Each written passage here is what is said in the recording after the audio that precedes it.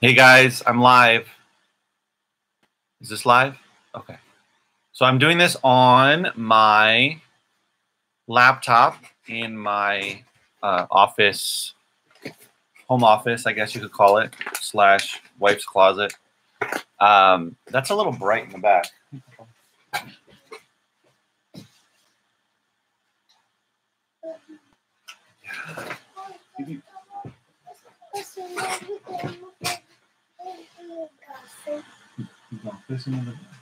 Un ratito. Yeah.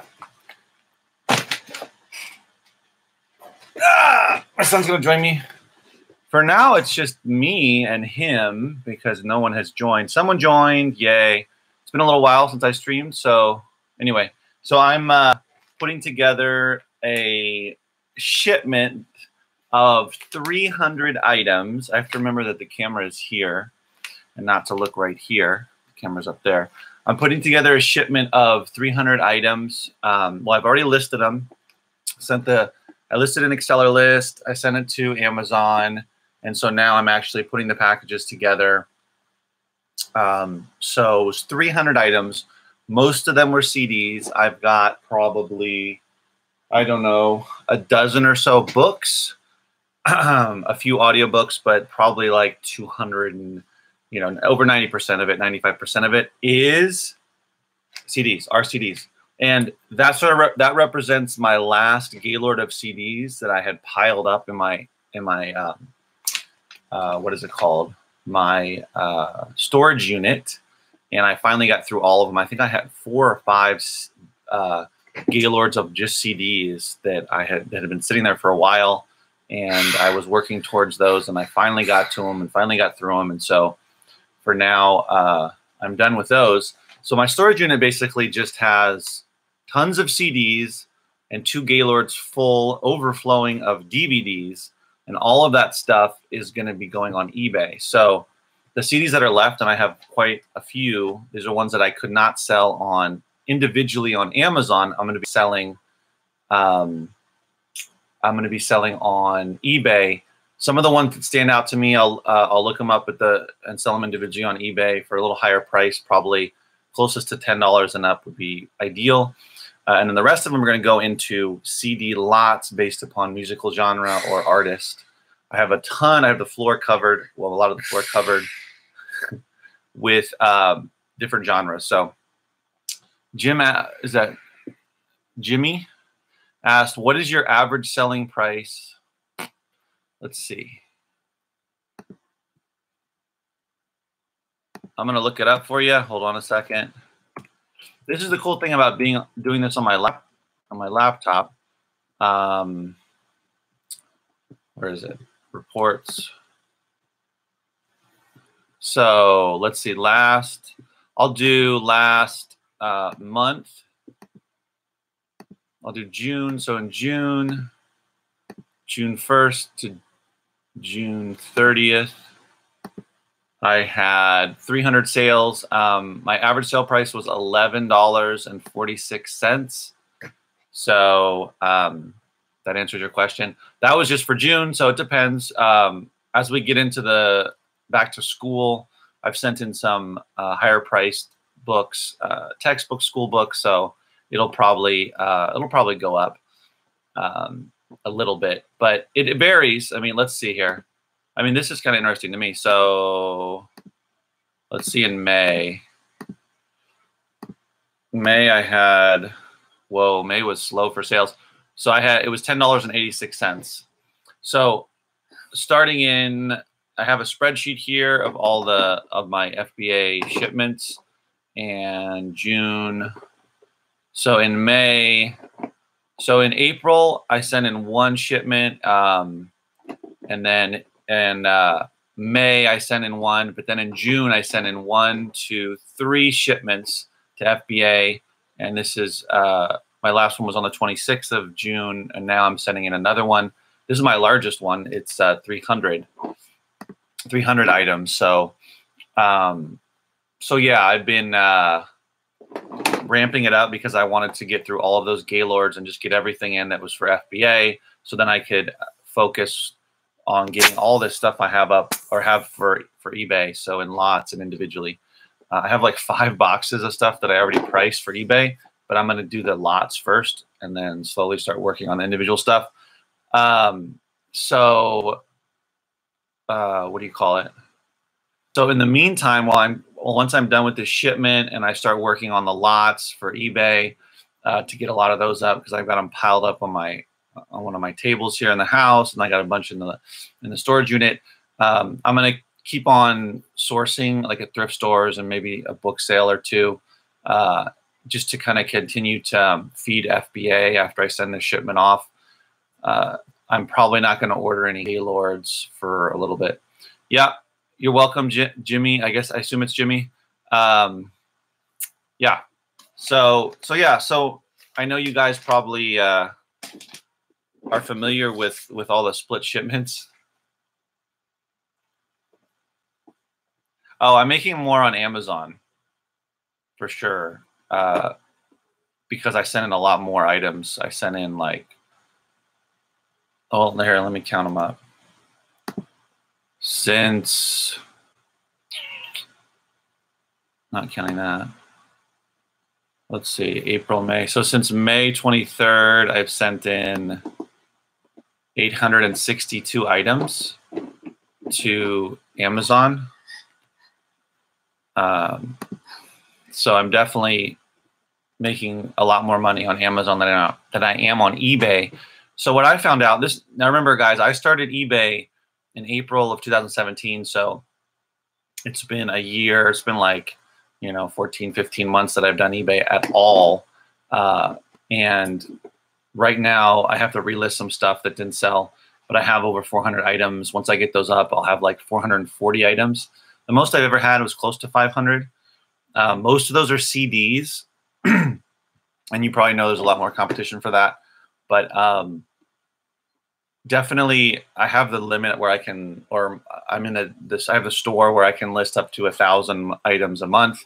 So the idea is to get a lot more up. But for now, definitely Amazon is making more money and selling a lot faster. And despite the problems, the split shipments, the bigger fees, and now starting next month, the monthly long-term storage fees, it's still, for me, it's still worth it to do Amazon as long as there's enough profit individually in the products. You're not, your cost of goods, considering your cost of goods and inbound shipping, and potentially taking a few months to sell an item, depending on what it is.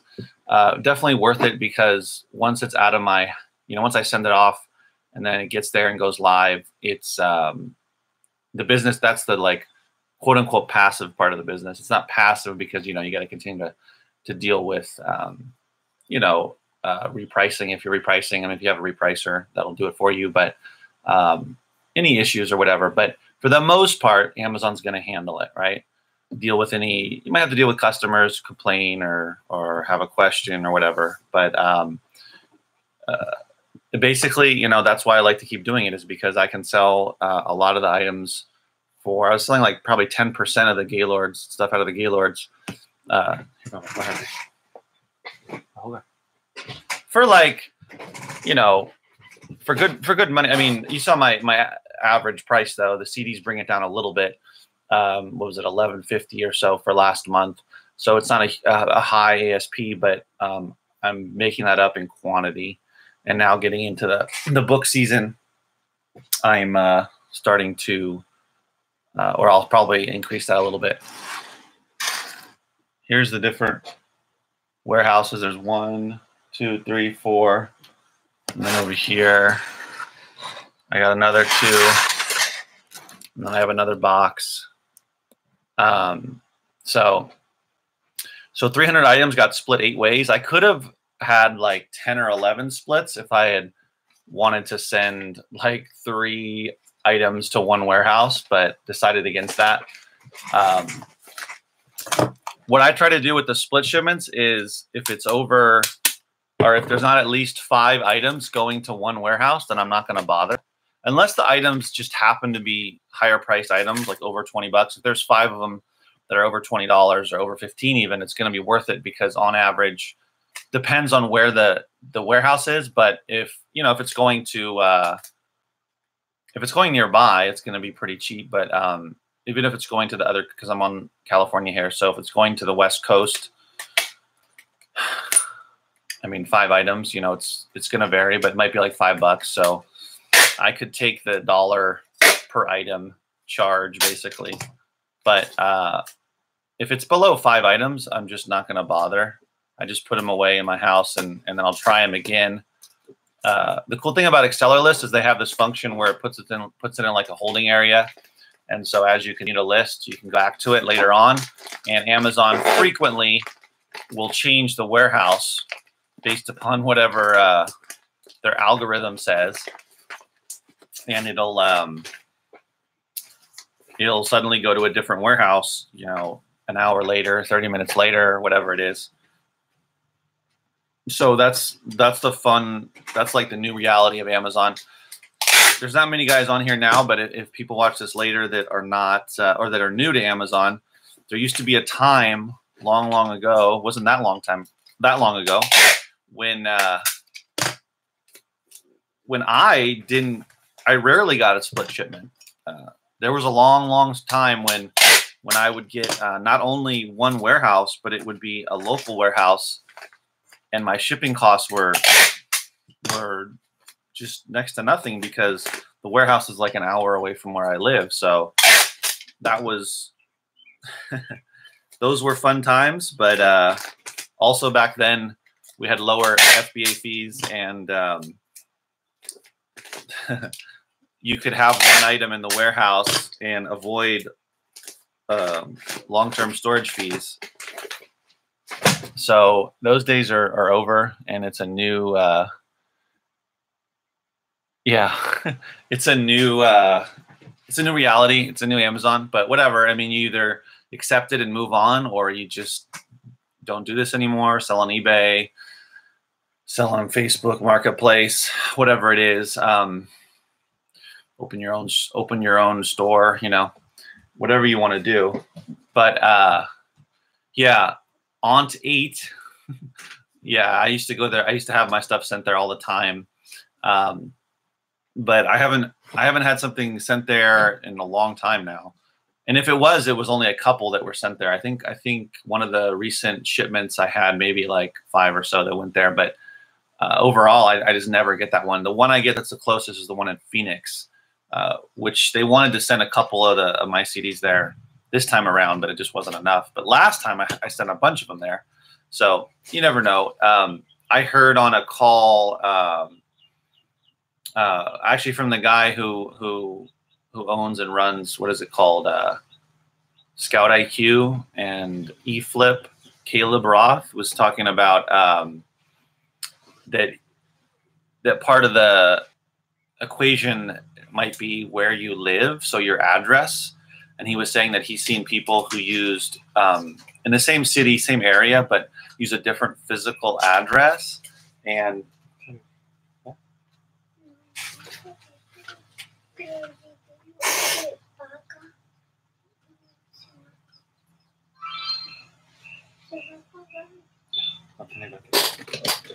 okay.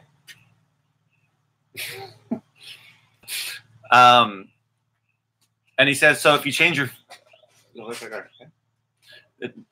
that if you change your home address to one that has, which is so weird to me, to like a business, like a Target or a Staples or something that has a loading dock, and I don't understand how Amazon would know that they have a loading dock, but I guess there's some way that they know that, or they think that they know that, and that people saw that their split shipments stopped.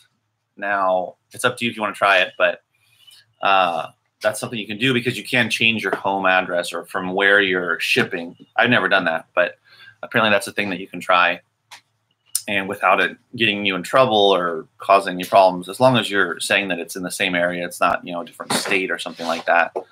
But I'm not too familiar with it. Maybe someone else, maybe one of you guys here live or in the future when you're watching this live video knows a little bit more about that, or why that happens, or if it's something that actually works. So that was interesting. That's something worth trying out. I know Greg, the used book guy, you know, out in Ohio. He said his new account that he has for his store, his brick and mortar bookstore, that they have not got a split shipment in the 6 months that they've had the new account. It's a new account. So again, it could be, have nothing to do with it being new. It could just be that where he's shipping from, his address, because it's a business. I don't know if he has a loading dock, but that could be part of it. So you could just try and see if it works. Let me know if that works for any of you guys. I might try it because I get, you know, on average 8 to 11, I would say, different warehouses per shipment, per batch that I do through AccelerList. So it's, you know, it's become just like the Wild West with that kind of thing. And I've read of people in the Facebook groups who have stopped doing FBA because of that very reason. They just couldn't handle it anymore. The split shipments were too often, too frequent, too many, and the size of their shipments weren't enough. You know, these aren't people that these are smaller sellers. They're not sending in, you know, even 300 items. They might be doing 50 here, 40 there, 70 there. I mean, that's what I used to do. When I would get one warehouse, I would do small shipments. I would do a lot of small shipments. So I would do sometimes 2 shipments a week. You know, I would do 30 books here, and then I do, you know, 25 and 40, and I wasn't doing huge shipments back then. I wasn't using AccelerList or using the Dymo, so it was more laborious putting all the stickers on everything and having to find the books. Whereas now I just print out the label and put it on right away. Probably because they do very high volume. I think I don't know. Maybe that's why with Greg. I don't know about the examples. What's his name? Caleb Roth was using with his friends, other sellers that he knows. I'm not sure if they're high volume sellers or not. I believe one of them that he was talking about was, but I'm not sure if all of them were. But it could be a reason. But the split shipments have become. I mean, I just deal with it. So I end up having like a stack on the side of like 20 CDs that have put in the holding area so that I go back to them. So what happens is I get like a warehouse, like you know, like Rick 2. I'm not sure where that is, but and I have 1, 2, 3, 4, 5, 6, 7, 8, 9, 10, 11, 12, 13. I have 13 items going there, half books, half CDs. But I'll get one like that, and randomly it'll just pop up. I'll put it to the side, and then I'll notice that it'll start growing, whereas or more of those Amazon will start assigning more CDs to that warehouse. And when I see that it's gotten up to about 5 or so, then I might go back and check them and accept it.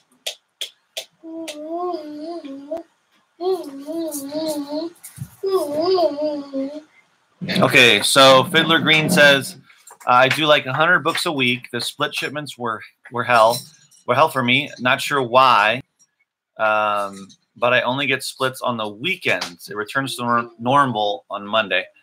Yeah, so definitely I've heard that from other sellers where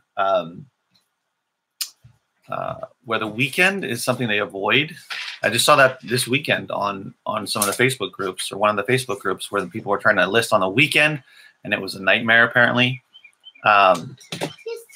So yeah, that's definitely. Okay. We're having a jewelry showcase as well. That's definitely true. Ugh, hold on, guys. Sorry, I'm going back and forth here. It's definitely true. I think that, or it seemed to become true, that the weekend for some reason is worse than the weekdays. I recently did some listing on the weekend, and it wasn't too bad. It was still getting split shipments, but I get them during the week as well. So it just depends.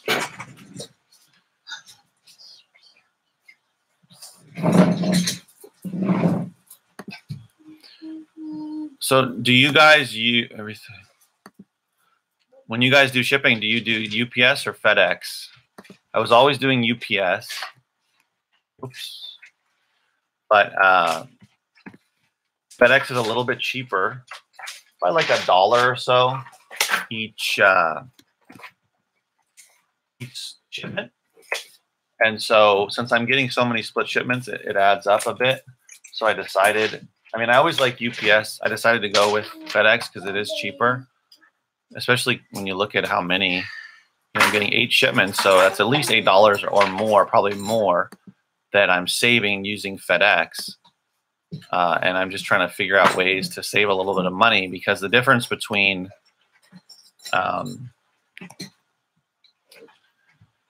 yeah, FedEx way cheaper. The difference between me sending 300 items, well, I would have to do different boxes, but even 2 warehouses, one, you know, 150 to one warehouse, 150 to the other, you know, if it was possible, if it was a perfect split. I mean, or let's say 100 items. I mean, if I'm going to locally here in the same state, it would cost next to nothing to send it. I mean, we're talking like, I don't know, it depends on the weight, but very, very little. Where I'm spending like $60 to send several hundred items, I might be only spend less than $20. So just trying to make up a few dollars here and there by using FedEx definitely helps out a little bit. Yeah, definitely FedEx is cheaper. I like UPS because there's a bunch of UPS stores and I can go there and just drop it off. But there's just way less FedEx locations. There's one near my house, but it's like a shipping kind of a place where he sells all the different type of shipping stuff and random things. And he has a little corner in the store where at first I was like suspicious, but it was fine. He's got like some shelving and he's a nice guy, and you just leave your stuff there at 4 o'clock. They come and pick it up. So today it's already 10:20. I got to finish these shipments so I can drop them off before the FedEx guy gets there, so they can go out today. But yeah, I'm using FedEx now. So I mean, I'm sending. Here's the thing, you know, I'm sending 57 items to South Carolina, and I'm in California. Let's see, 57. I'm keeping a spreadsheet here, and it's going to cost me $9.58. And if I were sending those to locally, it would be so much cheaper. And even especially if I was sending a lot more, if I was sending like 150 or whatever. So yeah, that's just the new reality, though. I think I'm kind of done complaining about. I mean, I'm not done, but generally, when things change dramatically or slowly, it's no longer a surprise from Amazon. It's just how they do business. It's normal. It's what to expect, which is the unexpected. So, for instance, I can't do 2 things at once for sure. I'm not good at that. So,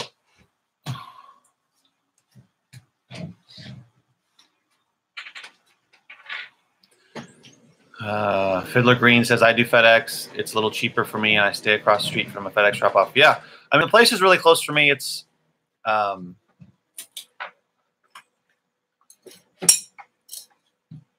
better light. It's you know, a 2-minute drive from where I live. It's on the main drag, on the main street with all the businesses and everything, and it's not very far.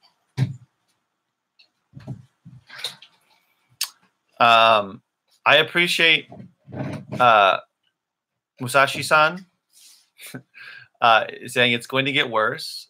It's going to get worse and worse selling on Amazon. Have an exit strategy. I totally agree. I mean, until I stop reselling, period, which at some point I'm sure I will, unless I get to the point of like having a company and employees who are doing it all for me. But at some point, if I'm doing it by myself, I'll probably stop doing it. You definitely have an exit strategy. For now, though, I'm going to stick with Amazon for reasons I've already spoken about a long time ago, and even a little bit today. Just I like that a big chunk of the business is I got paid on eBay for an item that I sold a few days ago. That's nice. I appreciate or I enjoy the part that they take care of. And I understand all the caveats that come with that, all the potential disasters that come with that, and the headaches like Amazon losing your items, breaking them, damaging them, not being on our side when a customer complains and leaves a negative feedback claiming that they got something that was broken, and and I know that I sent it into Amazon. It was not broken. There's nothing wrong with it. And that they always, because I don't have proof, I didn't take a photo of it, that they always side with the customer. And now, as an example, a side note, my feedback rating is 96%. I mean, it was 100% for a long, long time. Then it was 99% for a while. And then I got a couple that were like, oh, my disc was broken, or I think they were something about the disc was broken, or the CD was broken, or whatever, or the case. And I'm like, no, I didn't send it in like that. And people don't get it. They just leave the feedback like instantly. Where on eBay, they actually get a chance usually to discuss it with the person and try to work it out, give them a refund, tell them how sorry you are. But on Amazon, they just leave the negative remark and feedback. So, I've started paying more attention to other sellers that have a lot more feedback ratings than I do, like thousands. And a lot of them they do not have 100%. They have, less than 98, 97%. I mean, look at Greg, right, in Ohio, and his mostly merchant fulfilled account where he does tons of volume. I mean, he's like 94%. So I see a lot of people that probably under 95% who continue to sell and have tons of ratings. I don't think it matters that much. Honestly, people don't. I don't think most people look at it. I mean, not that you should not do your best to be honest or not be honest. But anyway, I don't know how I got up on that. Oh, right. About Amazon getting worse and worse, about split shipments and all that stuff. Yeah. Just, that's one of the big reasons why I got into eBay. The other one is because I couldn't sell stuff on Amazon that I was getting in the Gaylords. A lot of the CDs, had to figure out another way to sell them. And so that's why I started doing eBay. And the DVDs I can't sell. I'm not approved to sell DVDs on Amazon, but I have access to lots of them. And there's a lot of very lucrative DVDs. So I had to do eBay. And I love selling DVDs on eBay because especially the individual ones that they kind of fly off the shelf. But yeah, I mean, exit strategy. I'm not going to exit from Amazon anytime soon, but I'm definitely diversifying with eBay. Really, only eBay at this point. But I know that with a large quantity of stuff that I have currently sitting in my house and in most of it in my storage unit, that I could be selling as much or making as much money on eBay that I am on Amazon if I could, list it quickly. By myself, I can't. But once I get like thousands of items listed on there, I know I'll be making many sales a day and doing really well. I really like eBay. It's great. So yeah. Okay, Tony.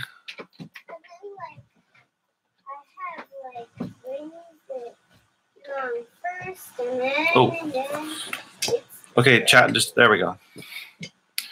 Tony says, I think that Amazon just changed their feedback policy, giving buyer a chance to work it out with seller before leaving feedback. That's the thing. I mean, Amazon needs to stop with buyer, just immediately leave negative feedback and you're always right.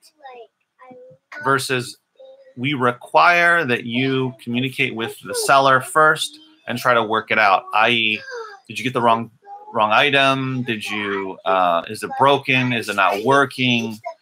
If it's late, that's Amazon's problem. All the kind of stuff that we as the seller can deal with and say, oh, I know for me personally, I don't send in things that are broken. I don't send in broken CDs or ones that are all scratched up. I don't send in torn, ripped, disgusting books. I mean, these are things that get messed up in the mail or in handling by Amazon, or the person is just lying that bought it, which is less likely, but it's possible. So for sure, if that's true, then that's going to be great. Because I like eBay. Because anytime I've had a problem on eBay where I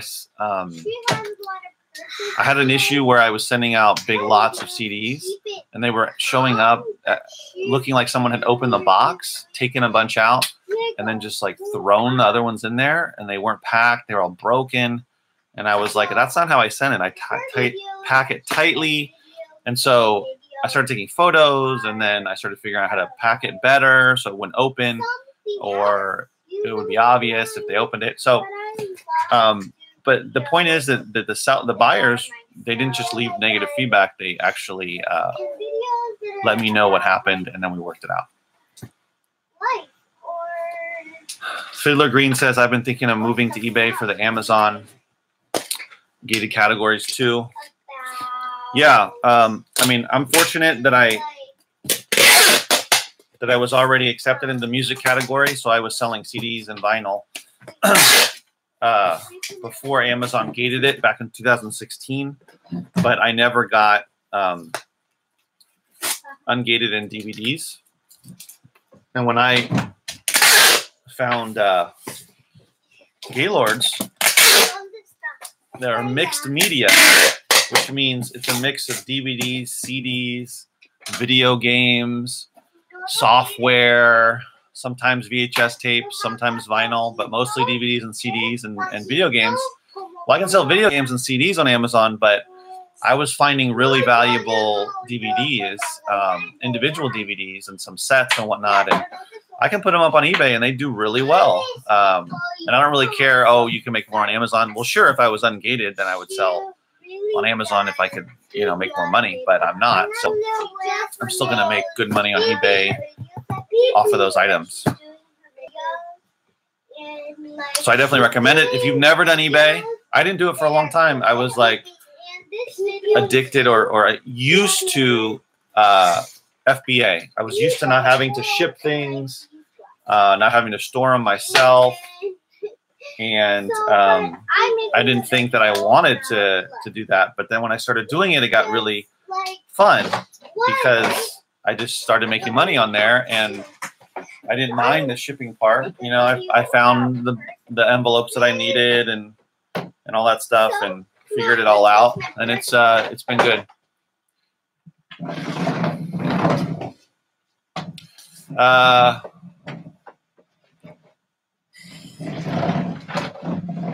Musashi-san says it's scary how some of the items are treated at the warehouses.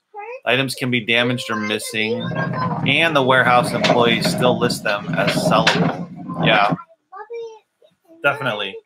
I mean, when we did this last free removal period, what was it, April or May or something? I had almost 200 items sent back to me, and it was impressive how many of them have broken cases and were just not the way that I sent them in. So whether it was in the mail that it happened due to mishandling, or if it was in the warehouse, you know, or both, that's kind of a reality. And that's why a lot of people say, oh, I don't want to send in my high price items to Amazon because they're just going to mess them up. Well, they could, but I like the freedom of I'm not tied to all these individual items that I found for resale because I got them for so cheap. Doesn't work out. It's not like I spent $500 on this item that I'm going to resell for $5,000 and I'm sending it into Amazon.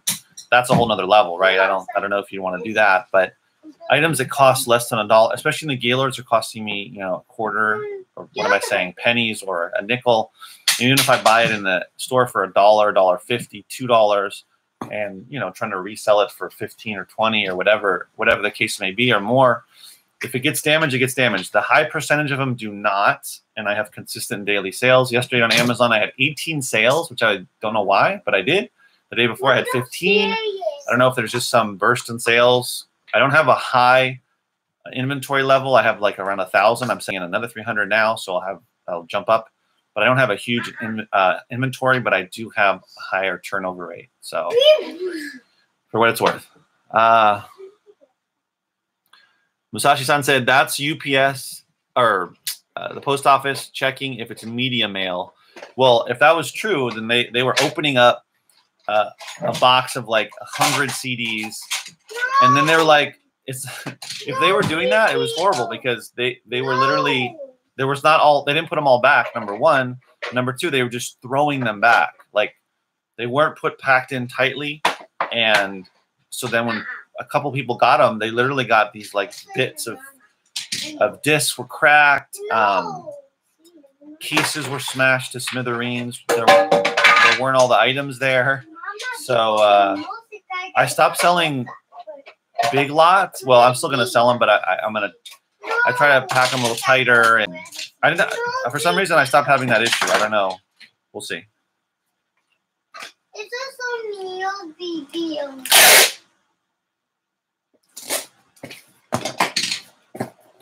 So let's see.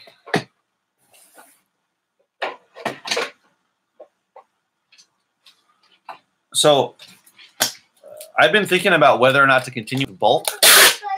And by bulk, I mean buying Gaylords. And if you're watching this live and you don't know what that is, or if you're watching this later on, you don't know what that is, they're essentially huge boxes that you can buy.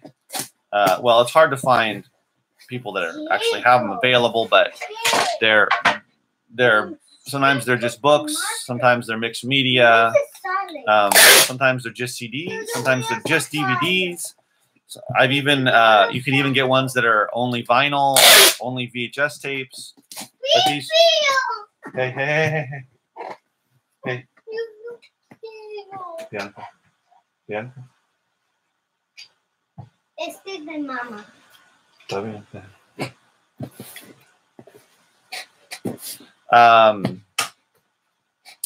So what was I saying? So the huge benefit is that you get everything sent to you. You don't have to go out and source, number one.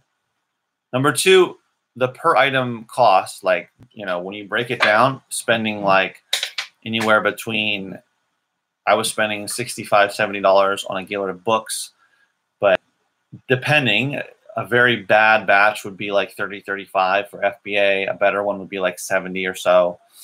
For CDs, a whole Gaylord of CDs, which is about 2,000 CDs, I was getting about 10% of those for FBA. So spending $200 on a Gaylord, so it ends up being next to nothing per CD. It's like a nickel, and per book, it's 800 to 1,000 books, but you're spending like anywhere between 50 to 70 bucks. You shouldn't be spending much more than that for a Gaylord of books. So it's next to nothing. That's great, right? It's sent to you. You don't have to source. Number one. Number two, you're paying next to nothing per book, per CD, per item. Those are all great. The downside, right, or the negative, or the challenge is that you're left with all of these CDs, all of these books, all of these DVDs. Well, not DVDs, but anyway, items that you cannot send into Amazon. So then you're left with them, and you have to find out a way to sell them. It's a lot easier to deal with the CDs, but the books not necessarily, because they're heavier. There's a lot of books that people just don't want to buy. So you have to figure out a way to make money off of those. Otherwise, you're just the trash man, or become a professional thrift store donator, or you're going to send them off to recycling, the books. So that's the struggle, right? So now what I have is I'm left with all of these CDs, which is fine. There's going to be good ones in there for eBay, but it takes more time to find individual items for sale on eBay than it does on Amazon, because I can scan. I can scan really quickly, use the scanning app, and it's quick. But with eBay, yes, they have an app and you can scan and all that, but it's a lot slower, and they don't have the kind of the sales rank and the sales history and all the kind of data that Amazon apps have, that Amazon has available. So it's a lot slower. It's profitable still, but anyway, so those are things to consider if you want to get into bulk. Tony asked, what percentage of bulk is actually profitable? Well, just use CDs, right? So a Gaylord of CDs, I paid $225 because they had to sort them. They didn't get them as CDs. They got them as mixed media. So let's say 10%.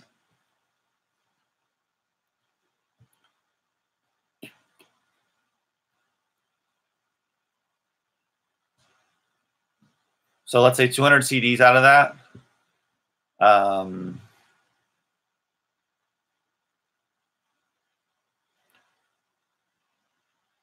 Let's say this is an exact number, but let's say $5 profit for the CDs here. So 200 CDs out of one Gaylord that I spent $225 on. I sent in 200 of them. When they all sell, of course, not all of them will. We know how this works. Probably like, depending, a pretty high percentage, but some of them will just take longer or whatever. But if they all sold about $5 profit, it's going to vary, guys, but I'm saying average. That's $1,000. So right there, you're roughly $800 up in profit. You're left with, out of the 2,000, you're still left with like 1,800 or so less, because what ends up happening is in Gaylords, another downside or another challenge is that, and this is more with CDs, is a certain percentage of the CDs, the cases don't have discs in them. Sometimes they come out in the Gaylord and you have to match them up, which just takes more time. But often there's, like this last one, there was probably, I don't know, 100 or so that didn't have any discs. So the source, which was probably, they were probably donated to a Goodwill or a thrift store, and then Goodwill or that thrift store sold them in bulk to a person that I bought them from. What do you call it? They didn't donate the disc. So that's a lower percentage, but it's, it's still a percentage. So then let's say you're left with, 1,500 or so CDs, which is a ton. Well, what I found is I can sell a good amount of them that I couldn't sell for anything on Amazon or enough profit. I could turn around individually and sell them on eBay. What percentage that is, it depends on how low you want to go on your profits. But if you want to go down to even like $5 for a CD and make a couple bucks on eBay, you're going to be able to pull a lot of them out. If you want to keep it higher, closer to like $10, then you're not going to find as many. But the rest of them could go into eBay lots. This all takes time, and you got to figure out what are the lots that make money. So after the FBA profit, there's going to be hundreds of dollars you can make off of eBay. So probably like it's a good return. I mean, $200 or so for a Gaylord of CDs, you're easily going to make over $1,000 in profit for sure. So it's up to you whether that's the thing. I'm doing it by myself. If you have people helping you, if you have someone who's helping you sort, you're going to be able to get to these things a lot quicker. That's the other thing, is speed. So FBA is pretty quick. So I could sort a CD, a Gaylord CD, a Gaylord of CDs by myself in about 3 hours. And by sorting, I mean all the barcodes up, piles of barcodes up. The ones that don't have barcodes go to the side, which is much less. And all the broken ones and mismatched ones I have to put to the side and go through that once I'm done scanning. And then I scan for FBA, which if I had all day to do, I could probably do in about a day. And then maybe a little bit, more than a day. And then after that, if you're going to do eBay, you've got to put them all or look up ones that look valuable. The way I do it is ones that stand out to me are the ones I'm going to look up on eBay. Ones that are more common, I'm probably just going to put into a lot. And the longer I've done this, the more that I know which ones are better for the lots and which ones are better for looking up individually and look a little more unique or stand out or I've never seen before. Yeah, I lost my train of thought, but yeah, basically that's it. So Ryder says, I usually take the books that are duds returned from FBA to half price books and sell them if there's not enough money to eBay them.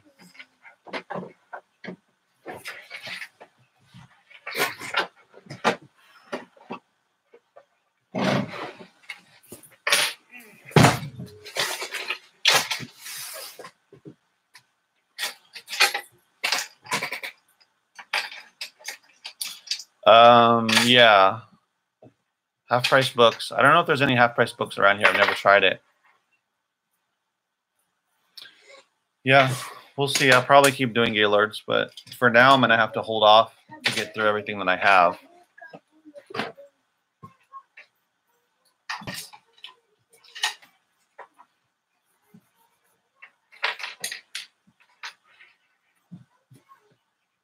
So where I am, as you can tell, it's like a heat wave. It's pretty hot. Hold on 1 second, guys. I'm going to grab some water.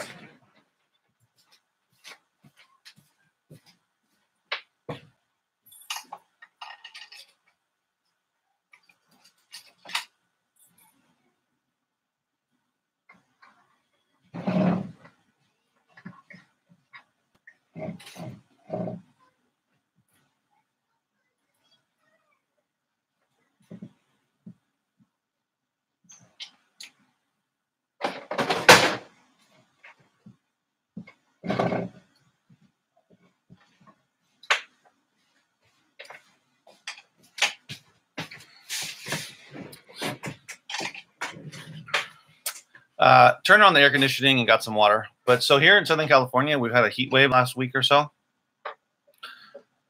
Let's see, on Friday, I think it went up to, it was like 100, was it Friday or Sunday?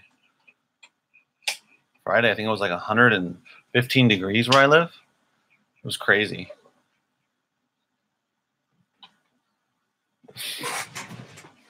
So let's see. So the other fun part of split shipments is I have access to plenty of free boxes, but I have to match up, figure out if certain amount of items fit in one box, that kind of thing. So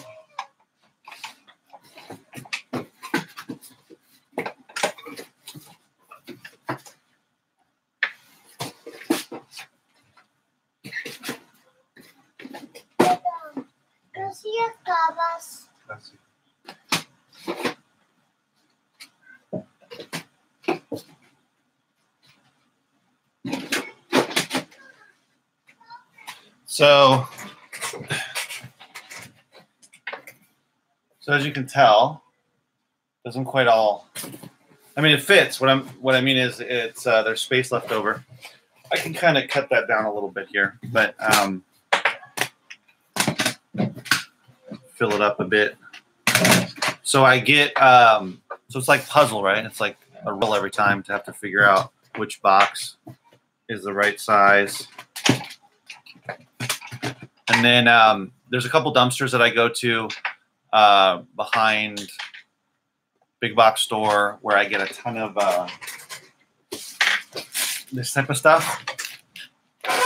So thankfully, if you do this locally, I mean, you can buy this kind of stuff, but it's just real easy. I mean, you just find a couple of dumpsters, recycling dumpsters in my area that are provide constantly, and you can find this kind of packing material, dunnage, I think it's called, and boxes just weekly. There's actually way more boxes than I could ever use at this point in my reselling career. So that's not a problem for sure.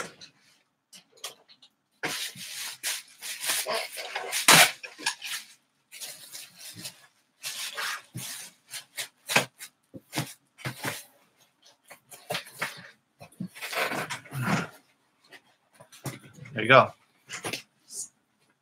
So I haven't posted in a while. Haven't posted a video in a while. But my plan is to start doing this more often. And I'm trying to find or figure out. Okay. Oh.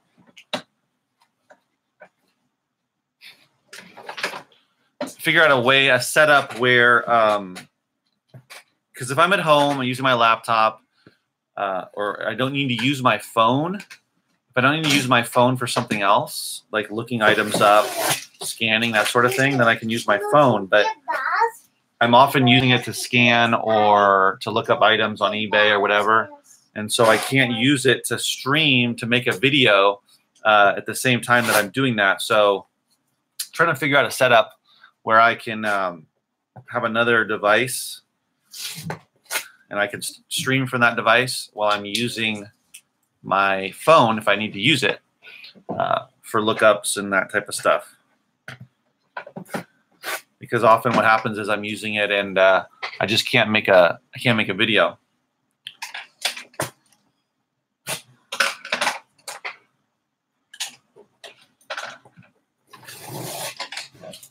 So I think that's kind of what I'm trying to do is so I can have more opportunities to make more videos, talk about more stuff that's going on, and especially for new people that are watching this. Probably not new people watching this right now, but I'm sure some will watch it later on when this goes up on YouTube.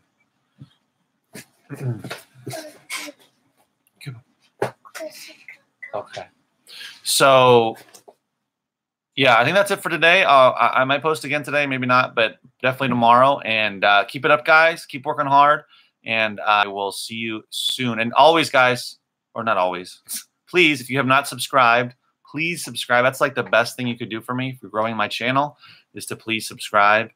Definitely leave comments below. I love them. I'll respond to them. And if you have anything you want to talk about, or topics you want to talk about, you can definitely do that.